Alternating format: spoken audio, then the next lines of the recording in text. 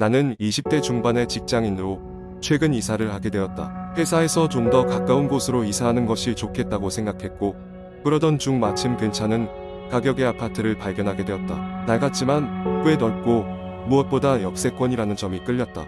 계약은 순조롭게 진행되었고 나는 곧 이사 날을 맞이했다.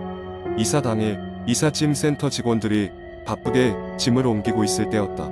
우연히 복도에서 마주친 한 중년 여성이 불쑥 말을 걸었다. 여기 이사 오셨나봐요. 그녀는 어딘가 수척해 보이는 얼굴로 내게 친근하게 물었다. 나는 예의상 미소를 지으며 고개를 끄덕였다. 그녀는 잠시 내 표정을 살피더니 말을 이어갔다.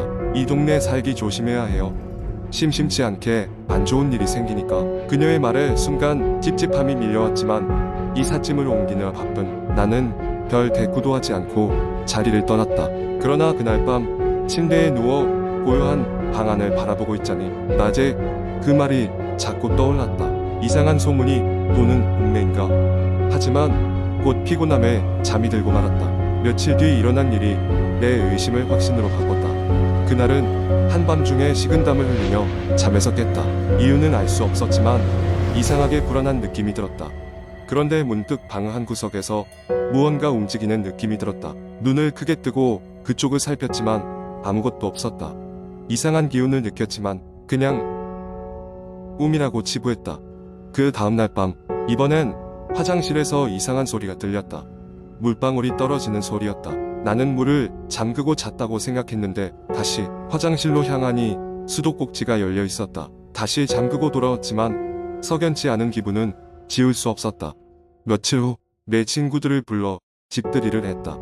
친구들은 처음에는 아무 문제 없던 것처럼 보였다. 하지만 어느 순간 한 친구가 벽 쪽을 뚫어지게 바라보고 있었다. 왜 그래? 라고 묻자 친구는 방금 누가 지나간 것 같았어 라고 답했다. 순간 온몸에 소름이 돋았다.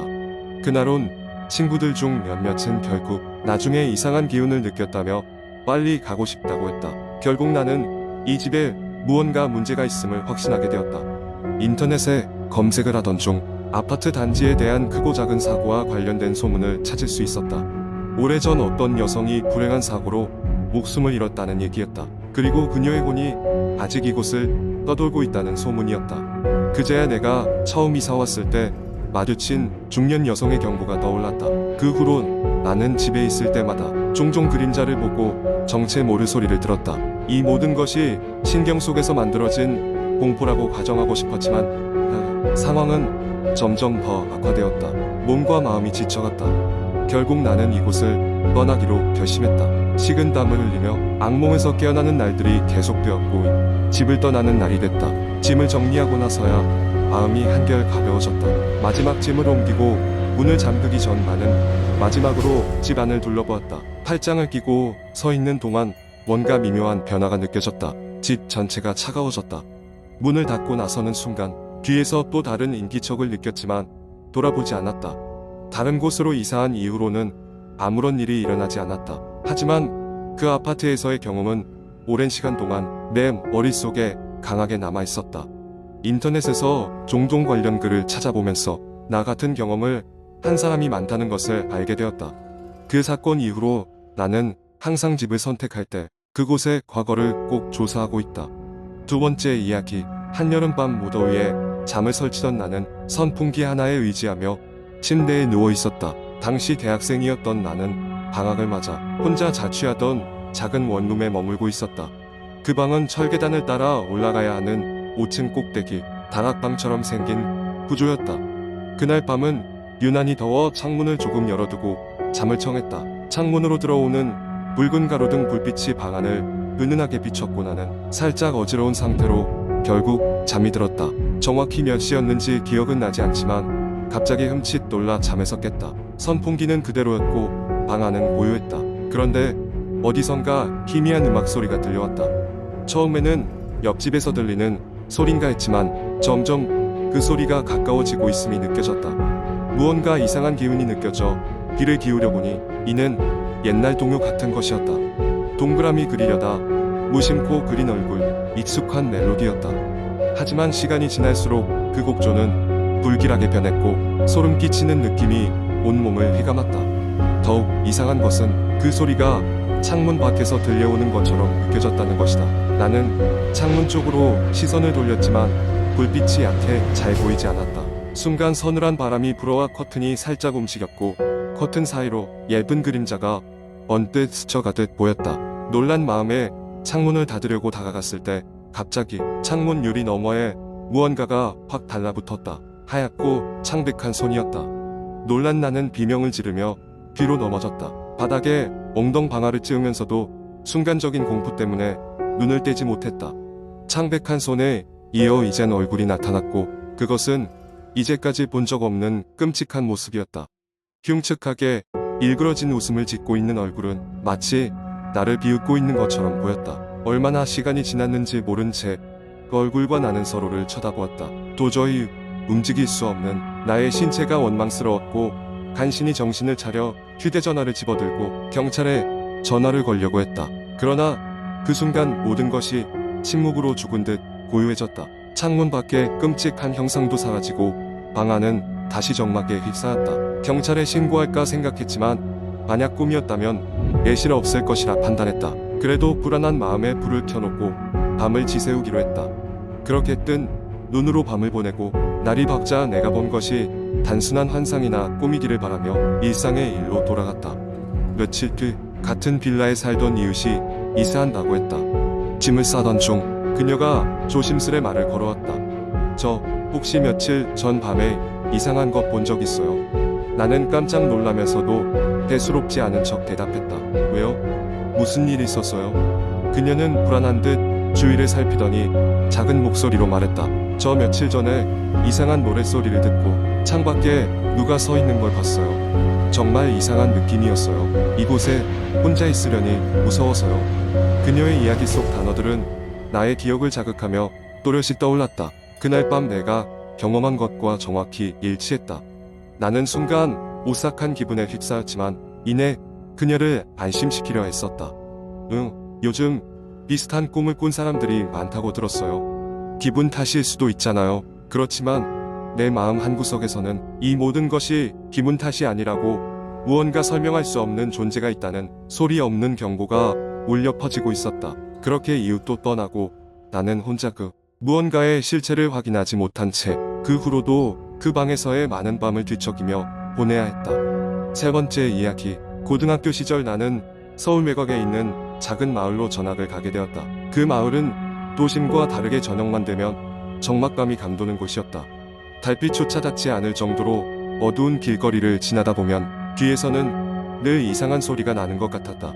처음에는 이것이 바람 소리라고 생각했지만 시간이 지날수록 그것은 마치 누군가 내 뒤를 따라오는 것 같은 기분이 들곤 했다. 내가 전학 간 학교는 오래된 건물이었다. 특히 학교 구석에 있는 복관이라고 불리는 낡은 건물은 학생들 사이에서 여러 가지 소문이 무성했다. 그 건물은 몇 년 전 대규모 수리를 하던 중 원인을 알 수 없는 사고로 작업자 한 명이 사망한 후 유령이 출몰하는 곳으로 유명해졌다. 그래서인지 지금은 아무도 사용하지 않는 상태로 방치되고 있었다. 어느 날 친구들과 무서운 이야기를 하던 중 자연스럽게 복관이 화제에 올랐다.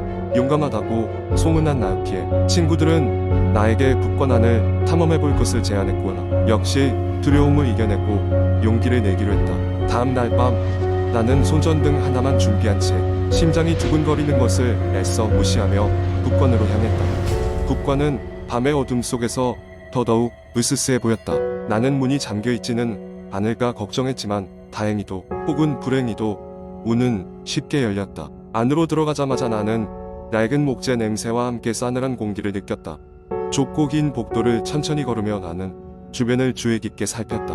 모든 것이 정적 속에 잠겨있는 것 같았지만 발자국 소리 외에도 무언가가 귓가에 스쳐 지나가는 듯한 소리가 들려왔고 이는 나를 더욱 긴장하게 만들었다. 복도 끝에 다다르자 나는 비정상적으로 작은 문 하나를 발견했다. 호기심에 그 문을 열었지만 그 안은 아무것도 없는 작은 방이었다. 잠시 후 방의 한쪽 구석에서 이상한 그림자가 보이는 것 같았다. 순간 너무 놀라 손전등을 떨어뜨렸고 방 안은 다시 캄캄해졌다. 내가 허둥지둥 손전등을 줍고 불을 비추자 그 그림자는 사라진 상태였다. 불안감에 쌓인 나는 밖으로 나면 친구들에게 이 경험을 털어놓으려 했지만 복도를 되돌아가는 길에 뭔가가 등 뒤에서 스쳐가는 듯한 느낌을 받았다. 소름이 돋아 고개를 돌려봤지만 아무것도 보이지 않았다. 어쩌면 처음부터 내 기분 탓이었을지도 몰랐다. 학교를 빠져나와 친구들에게 이 이야기를 전하자 그들은 흥미롭다는 듯이 반응했지만 나는 그날 밤 잠을 이루지 못했다. 그 후로도 몇 번이고 자꾸 귀에 맴도는 귓가소리와 그림자의 잔상들이 나를 괴롭혔다. 며칠 후 우리는 수업 중에 갑자기 북관에 대한 이야기가 나오게 되었다. 선생님은 학생들 사이에서 돌아다니는 소문을 잘 알고 있었고 그래서 그 유령 이야기가 완전히 헛소문이라고 말했다. 하지만 한 친구가 손을 들어 질문을 던졌다. 선생님, 그런데 그 사고로 돌아가신 분 이름이 뭐였죠? 뜻밖의 질문에 선생님은 한동안 망설이더니 마지못해 대답했다. 작업자의 이름은 김민수였어. 그 이름을 듣는 순간 나는 머릿속에서 퍼즐 조각이 맞춰지는 듯한 느낌을 받았다. 수년 전 오랜 친구 한 명이 실종되었다는 소식을 들었을 때의 기억이 떠올랐다. 그의 이름도 김민수였다. 혹시 그 작업자가 내가 알고 있던 친구였던 걸까? 그 생각에 나는 오싹해졌다. 북관의 그 그림자는 결국 내가 아는 누군가의 전령이었을지도 모른다. 그 후로 나는 다시는 그 마을에 가지 않았고 학교를 졸업하고 나서 친구들에게도 그 이야기를 하지 않았다. 여전히 가끔씩 그 그림자가 꿈에 나타나기도 하지만 그것은 아마도 내 마음속 깊은 곳에 아직도 남아있는 미련 때문일 것이다. 이 이야기를 통해 우리는 익숙하지 않은 장소에서의 경험이 얼마나 우리의 마음을 흔들 수 있는지를 느낄 수 있을 것이다. 주변에서 자주 만날 수 있는 사람들조차도 늘 쉽게 이해되지 않을 수 있으며 미스터리는 언제나 우리 가까이에 있을지도 모른다.